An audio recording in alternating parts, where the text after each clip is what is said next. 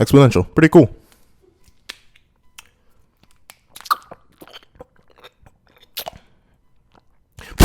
Exponential?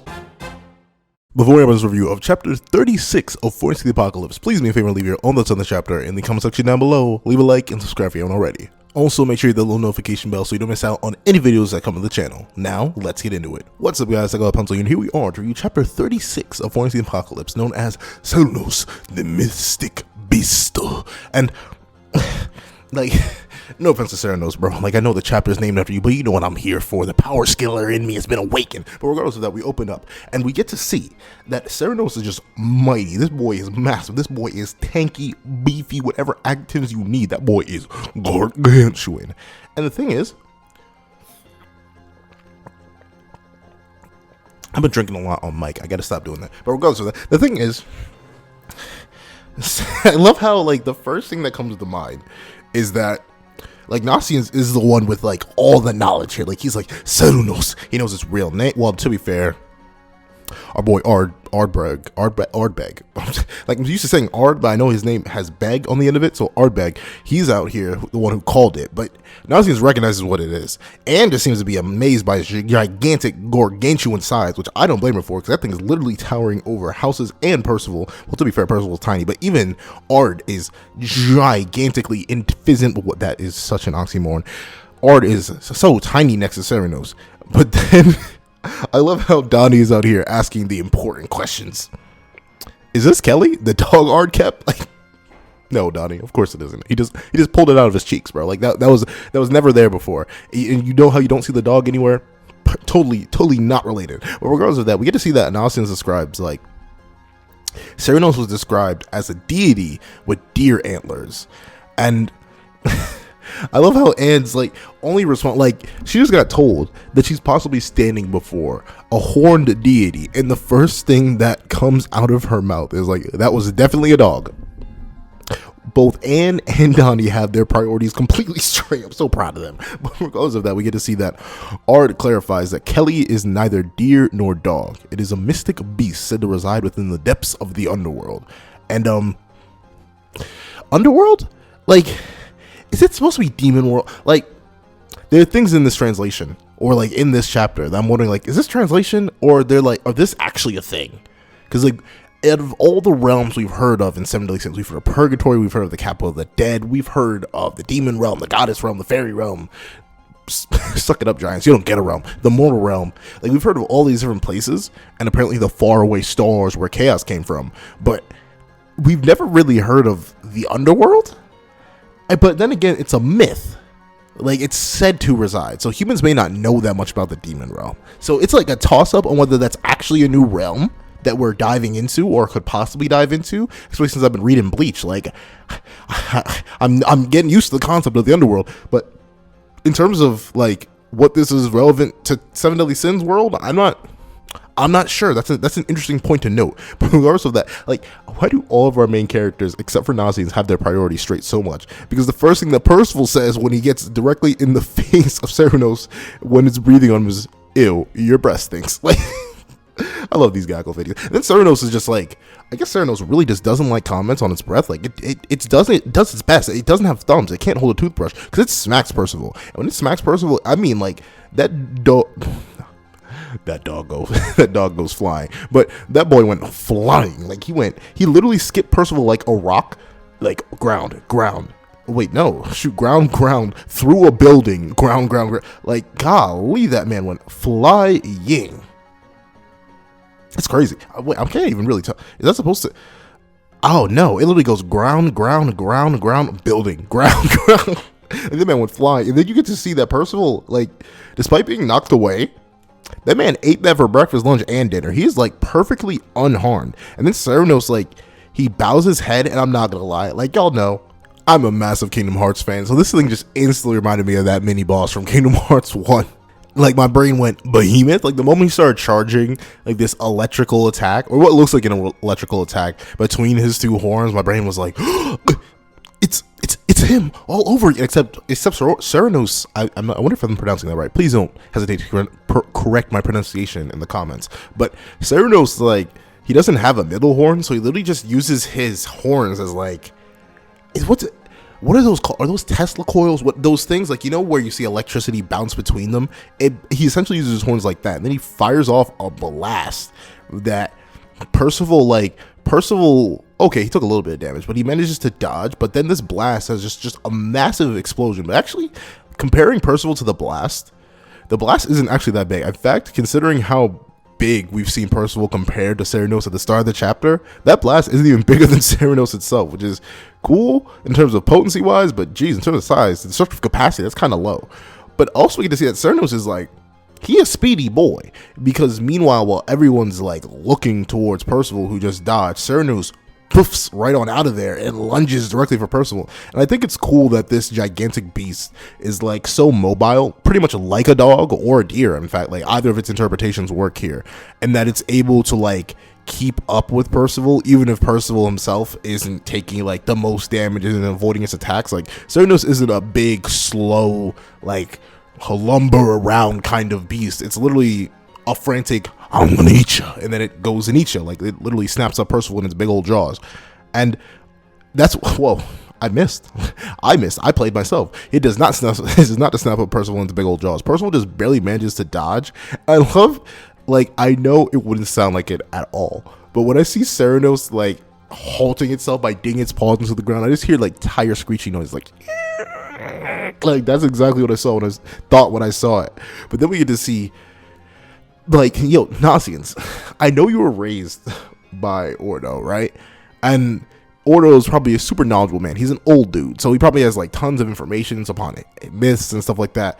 But I mean, I guess he just witnessed it, so it makes sense that he would know that. But at the same time, like, Nasians goes straight for, please aim at the antlers to stop his next attack. Like, I feel like if you cut the thing's leg, or maybe it's gonna sound bad, like maybe if you like cut its face or something like that, it'd also stop its next attack. Like, you don't have to go for the literal antlers first, but maybe Nasians knows something we don't. But the thing is, we get to see Percival in this really cool shot where he's wielding the dragon handle sword and he's ready to go in for the deep cut, and he swings and he slices and does, like, he leaves a mark, which is good. Like, he leaves a decent mark on Ceranos' horn, but it doesn't do much outside of that, I hate to say it.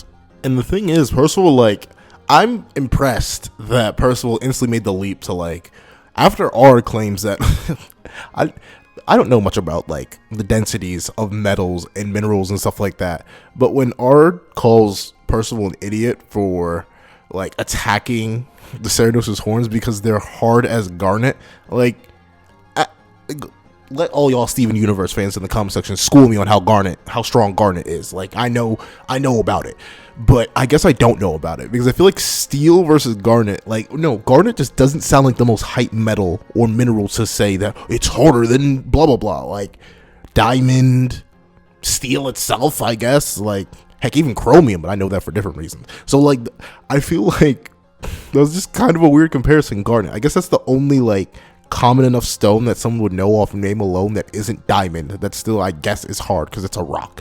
But then we get to see that Percival, after failing with the regular sword, he goes swinging in with his magic blade. The interesting thing though is that it's way smaller than it usually is. Like, he's doing a very tiny blade, like just barely twice the size of his arm, when he's made massive gigantic blades before. But I guess, he's going for like precision over power here or something like that. Like, he's going in for the clean cuts, but obviously they don't work either, and Percival gets blasted. And once again, shouts to Percival's durability, because like, he sort of just tanks it.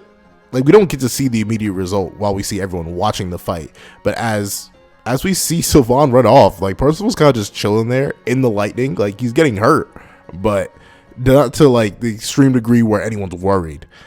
But Sylvain, being the best boy, nah, I couldn't give myself 5 seconds of that false statement. We have Nasians and Pelkar in the series. I simply could not let it slide. But we get to see that Sylvain has run off to go find like a safe hiding spot from Ceranos, and he runs into a building. But then we get to see Sin just sleeping. He's knocked. Like, man's tired. And the interesting thing is that like Sin was just genuinely asleep.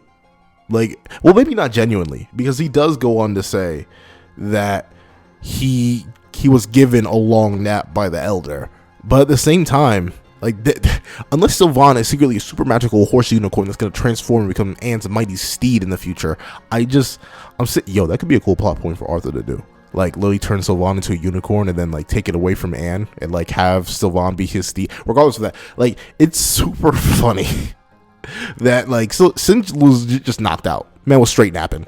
And that was it. Like, there was nothing else possible here other than for him to be sort of like, huh? Oh, yeah, that's right. Missions, kids, secret mission from the king. Yeah, I gotta be awake for that. Like, I don't know. That one tickled me. I'm just seeing Sin just literally wake up in ways that I've woken up before. It's just funny. It tickled my. No, I can't even say that. Sounds weird, but it made me laugh. I'm glad of that. But then we get to see that while the two are talking, Ceranos is still just going wild. Like, Ceranos is just, he's rocking out, like, blasting everything, destroying everything.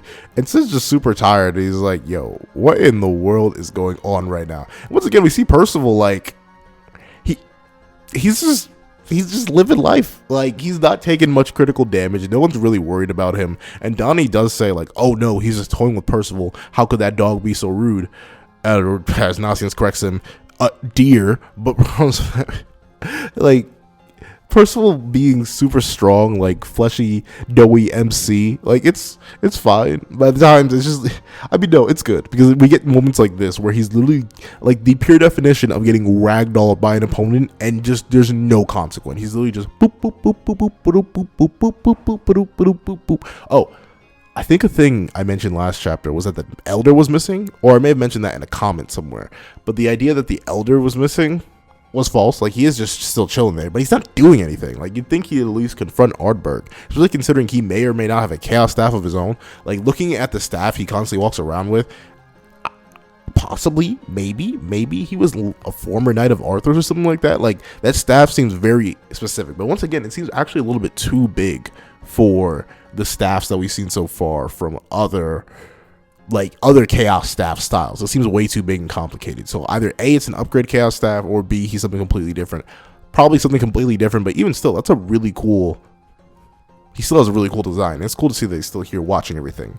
But then we get to see that Ard is like, come on now, Ceranos, you know, we've been out here for a while, let you get your licks in, let you get your kicks in, let you get your hunting, but we gotta go back to the station. You know what time it is. Wrap this bad boy up. But of course, as Ard commands this, Anne comes up and says, hi, mister. I'm not just gonna let you slaughter one of my best friends. I guess best friends, because, like, we never, like, Anne doesn't seem too shaken up about leaving town, so I'm assuming she just never had friends because of her demeanor and stuff like that. But to see her, like, stand up so willingly to Percival, when Ard could literally just be like, okay, Ceranos, hold on. Drop the holy might. Whoa! Drop the 4 Knights of the Apocalypse meat and go pick up that. Like, she's being mad bold, bolder than I would be.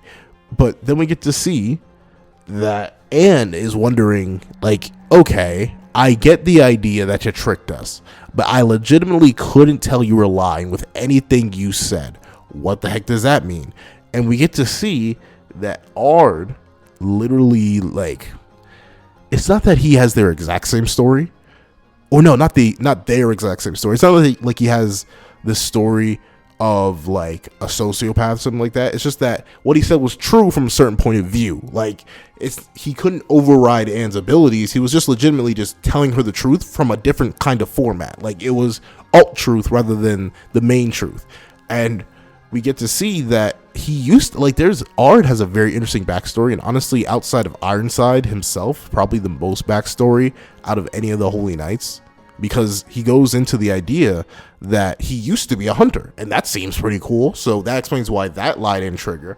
But then he really reveals that he's hunting demons instead of mountain game, and we get to see that Anne is like, wait a minute, so if that's a lie, you helping us to save our friends and all that kindness, that was the lie too. And I love how Anne gets angry here, because it shows that she's beginning to understand not everyone can be trusted, even if they seem to be, like, perfectly fine. Like, this dude seemed chill, like he was trying to help him out, they were trying to help him out. It was supposed to be like a mutual agreement, but no, it simply could not happen that way. It was simply too complicated a situation for that thing to occur. And I think that's a good question. No, not a good question. It's a good lesson for our characters to learn this early on in the series, because our entire cast, including Nasian's, and he's the most skeptical of the cast, seemed a little bit too trusting of people very, very quickly. Like, we've seen what happened in previous chapter where these people just randomly trusted people. Like, look, it can't. Honestly, look at this chapter. Look at all the other previous times they've run into someone completely new and they've just been like, hey, join our group. Or, hey, you can't be bad, and they're being bad. Like, I'm glad people are slowly starting to close their guard off, even if we do still have two completely open idiots in Percival and Donnie, who will still just do the dumb thing because that's all they know how in our program to do. But we then get to see that Ard is like, trust me, please, truly, honestly, I didn't really want to kill your friend, but hey, it was not my fault. He's one of the four knights of the apocalypse. He's kind of got to hold that. And like, here's the thing. Like, looking at it from an Arthur's Knight point of view, right? Your beloved and Nylon all-powerful king is going to be dethroned by some random group of people. If you get rid of this, or at least one of the random group of people, they're likely not going to be as strong as they would be with the whole quad. So Ard's logic, from his point of view at least, makes sense. And then we get to see that Ard just straight up admits it. Like, he's tired of like misleading, misdirecting, doing all that stuff. So when he just straight up says, you're right, I straight up used you kids and manipulated y'all. It'd be like that when it'd be like that sometimes. And it's kind of sad at the same time, but then we get to see more, and he gets to see that Anne wants the crystal back, and he straight up asks like, okay, what are you gonna do with it? And Anne says straight up that I'm gonna release them all. What do you think? And I love how Anne's character, like, this is a good flip for Anne, mainly because of how like present and in the moment it feels, like how proper it feels. Like, Anne just went from being completely scared of these demons and not even want to be picked up by one, or not even being able to be held by one, to declaring that she's going to save them all. That is a very, very important role, and I think that's very, very cool for a character like Anne, someone who grew up in a very sheltered environment, to flip to and take her character. I think it's really, really interesting, and I like how Nakaba once again is doing it very subtly in this series. Like, he's not outright saying, oh, I used to hate demons, but now I think they're kind of cool people because they're people too. She's literally just like, I'm going to save them all because it's the right thing to do, and they happen to be demons, and this is good for my character, all that good stuff.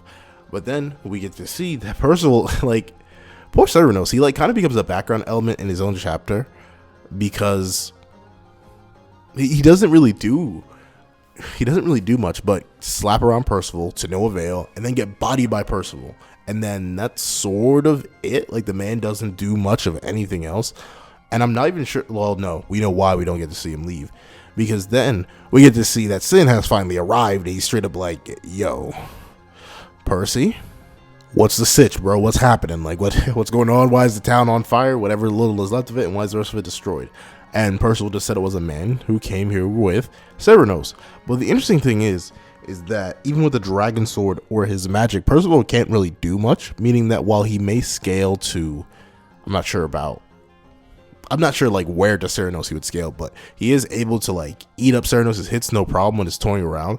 And when he's like dealing with magic, he gets up even bigger amp, I suppose, because he's able to actually leave a mark with his magic. So that's a pretty darn good amp. But then we get to see that like, I guess Sin just states the obvious, which is something I never really considered, though it's a really, really cool concept, and I wish we could do it in a video game or something like that. Like, if Seven Deadly Sins ever releases a video game, I wish we could do this thing where you like stack magic on top of weapons, because we get to see that Percival goes on to like awaken a sort of magic sword fusion. Like, he gets the power or like the physical presence of the base sword, meanwhile he gets all the extra perks of his magic, and it creates this really like nice, almost Green Lantern-ish sword where it's just glowing energy with the basic blade at the very end.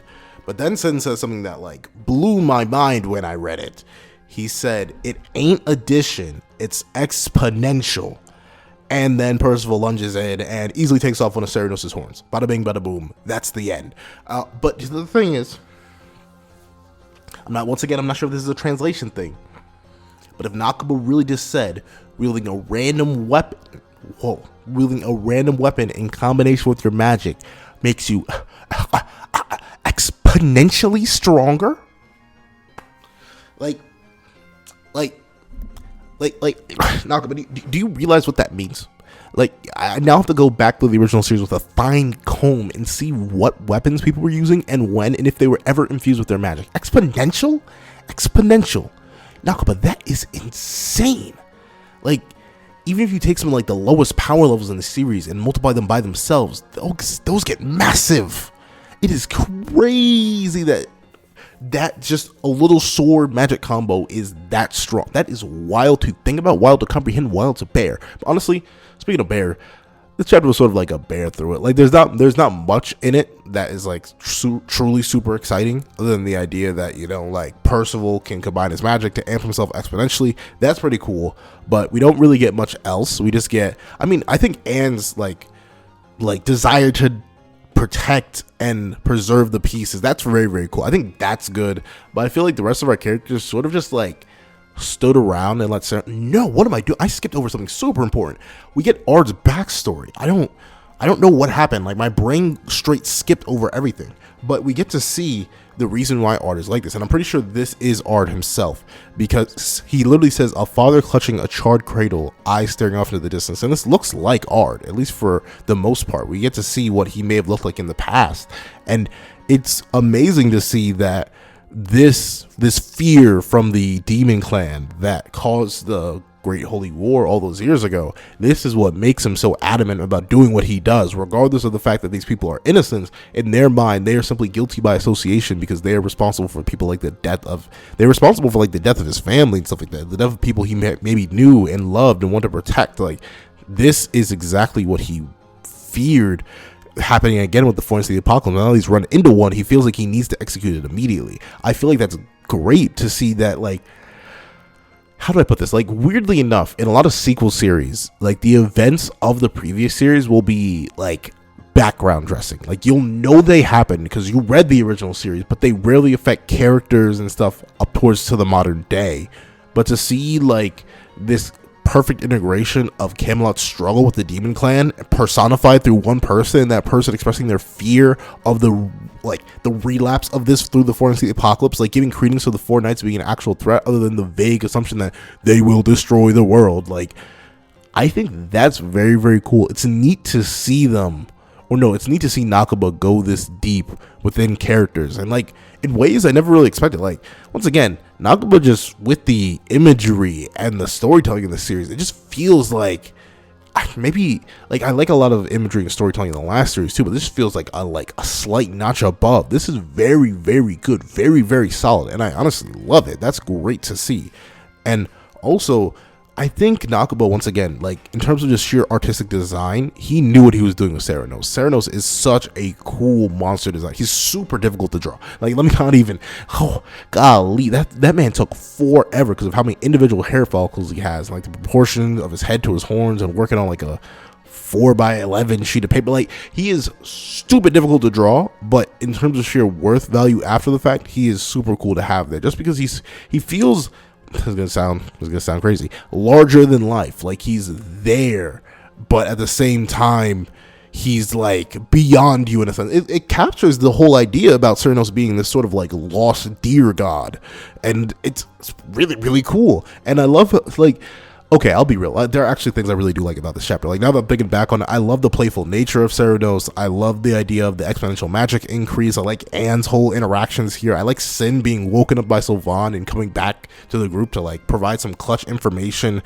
I like the idea that, like, Ard has this like deep complex past with the demon clan, and he doesn't want to let that be re-experienced with the Forest of the Apocalypse. Like, there's so much good stuff in this chapter that I'm actually gonna bump it right up to a 9 out of 10. It's not 10 out of 10 material, it's not 11 out of 10 material, because this chapter is chock full of like a lot of little stuff that makes me go like, I like this, this is good.